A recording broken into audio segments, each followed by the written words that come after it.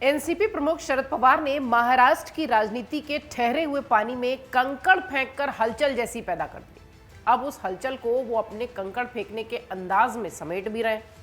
राजनीति के ककहरे में माहिर छगन भुजबल खुलकर नहीं बता पा रहे कि आखिर पवार साहब ने घोषणा क्यों की थी और क्यों इस्तीफा वापस लेने का ऐलान कर दिया।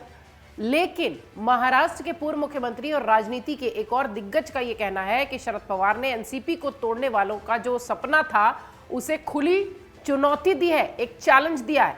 कोई कह रहा है कि शरद पवार ने पूर्व मुख्यमंत्री उद्धव ठाकरे को राजनीति का पहाड़ा पढ़ा दिया है। दरअसल इसमें कोई संदेह नहीं कि राजनीति के माहिर शरद पवार ने सभी को आईना भी दिखाया है और चैलेंज भी दिया है। शरद पवार ने चुनौती क्यों दी है और शरद पवार ये क्यों चाहते हैं कि भाई पार्टी तोड़कर दिखाओ तो जानूं, शायद इसलिए ये पूरी तरह से इस्तीफे का जो खेल था ये देखने को मिला है महाराष्ट्र में शरद पवार की तरफ से। भाजपा के पूर्व प्रदेश अध्यक्ष और महाराष्ट्र के मंत्री चंद्रकांत बच्चू पाटिल ने कहा कि शरद पवार ने एक ये मैसेज दिया है, एक संदेश है। शरद पवार ने यह बताया है कि एनसीपी में प्रभाव वाले जो नेता हैं, अगर वो पार्टी तोड़ने की कोशिश कर रहे हैं, पार्टी टूट की कोई बात उनके जहन में है तो इसे भूल जाएं। अमर उजाला से बातचीत करते हुए पाटिल ने कहा कि एनसीपी के कुछ नेताओं और विधायकों के भाजपा में शामिल होने की चर्चा थी। उनके भतीजे अजीत पवार का नाम लिया जा रहा था। चंद्रकांत पाटिल कहते हैं कि शरद पवार ने इस पर लगाम लगा दी। क्या शरद पवार ने अपनी पार्टी तोड़ने वालों को चुनौती दी है, चैलेंज दी है? इस सवाल पर पाटिल कहते हैं कि आप जरूर ये कह सकते हैं। अमर उजाला से विस्तार से बातचीत में पाटिल ने यह भी बताया कि ये एक खुला चैलेंज था शरद पवार का, जो कि उन्होंने उन लोगों को दिया कि अगर आपकी इच्छा मेरी पार्टी तोड़ने की है, एनसीपी तोड़ने की है, तो आप सपने देख रहे हो, ये सपना पूरा नहीं हो सकता। अब सवाल बड़ा उठता है, अगर हम पार्टी तोड़ने की बात कर रहे हैं तो प्रश्न ये भी उठ रहा है कि दरअसल पार्टी तोड़ने का प्रयास कर कौन रहा है, एनसीपी के भीतर या एनसीपी के बाहर?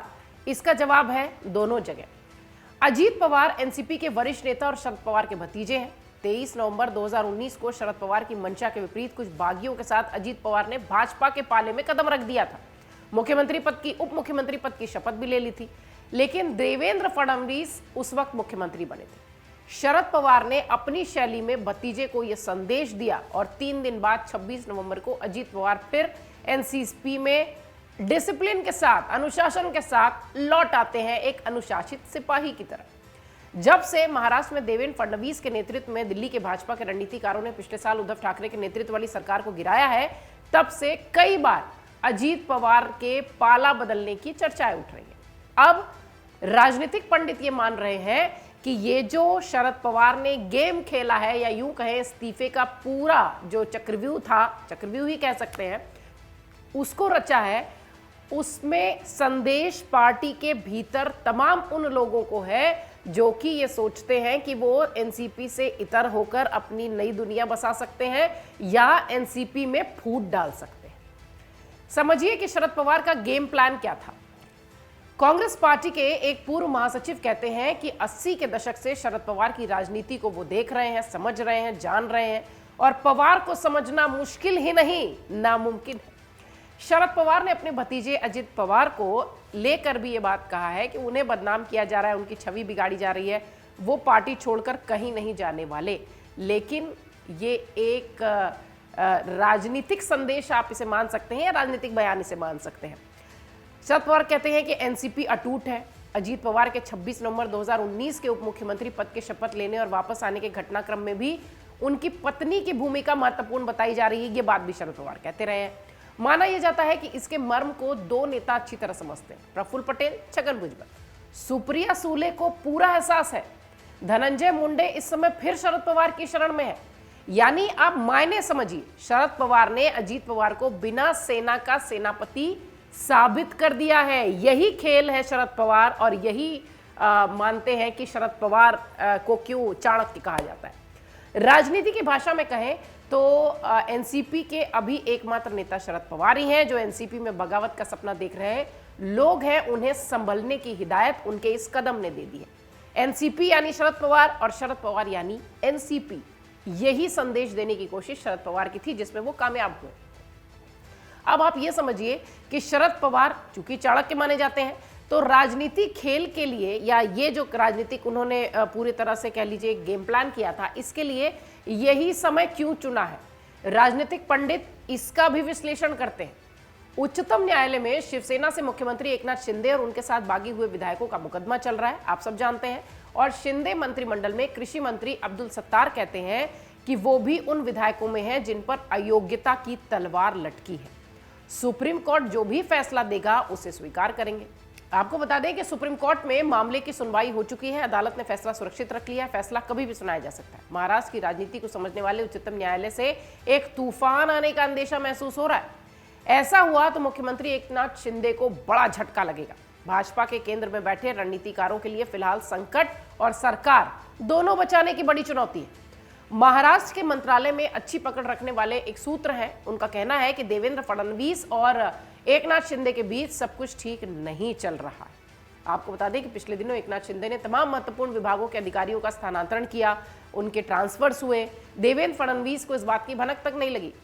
महाराष्ट्र के भाजपा अध्यक्ष चंद्रशेखर बावनकुले को आगे की चुनौतियां पता है।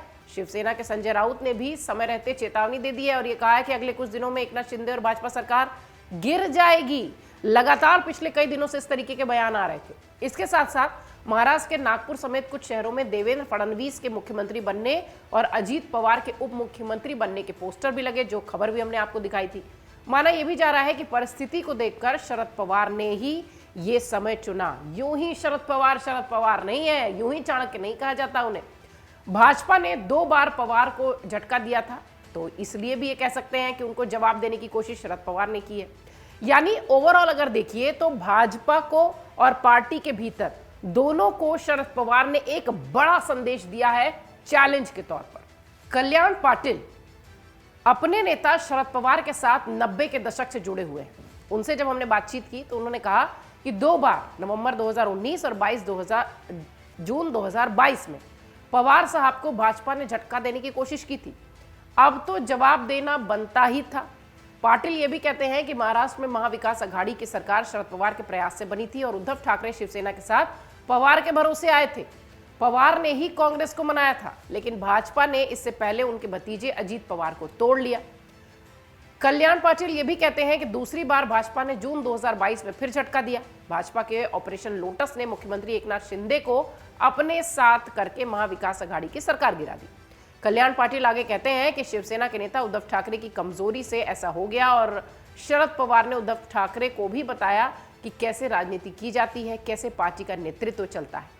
यानी जो कि हम वीडियो की शुरुआत में कह रहे थे कि निश्चित तौर पर शरद पवार को एक कह लीजिए कि एक मराठा चाणक्य, एक जो दिमाग उनका चाणक्य की तरह है, राजनीति के चाणक्य है, उन्होंने अपने पार्टी के भीतर जो ये सोच रहे थे कि वो कहीं दूसरी दिशा में चले जाएंगे, किसी दूसरे दल के साथ हो जाएंगे, उन्हें भी एक बड़ा चैलेंज और संदेश दिया है।